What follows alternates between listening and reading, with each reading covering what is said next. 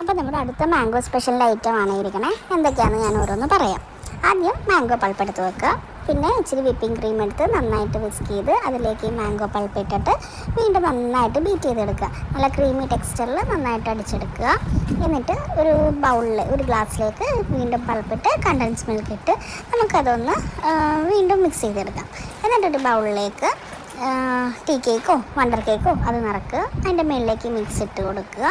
എന്നിട്ട് വീണ്ടും അതിൻ്റെ മുകളിൽ ഒരു ലെയറും കൂടെ ഈ ടീ കേക്കും നമുക്ക് കൊടുക്കാം.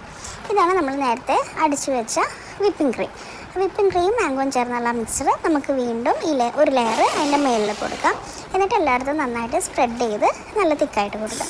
അതിൻ്റെ മുകളിൽ ബാക്കി ലെഫ്റ്റ് ഓവറായിട്ടുള്ള ഈ കണ്ടൻസ് മിൽക്കും മാംഗോയും കൂടെ ഇട്ടുള്ളത് വീണ്ടും ഒരു ലെയർ നമുക്ക് എല്ലായിടത്തും സ്പ്രെഡ് ചെയ്ത് കൊടുക്കാം, എല്ലായിടത്തും എത്തുന്ന രീതിയിൽ. എന്നിട്ട് കുറച്ച് പൂവൊക്കെ വെച്ച് സൂപ്പറാക്കി ഒന്ന് തണുപ്പിച്ച് കൂടെ എടുത്താൽ അടിപൊളിയായിരിക്കും.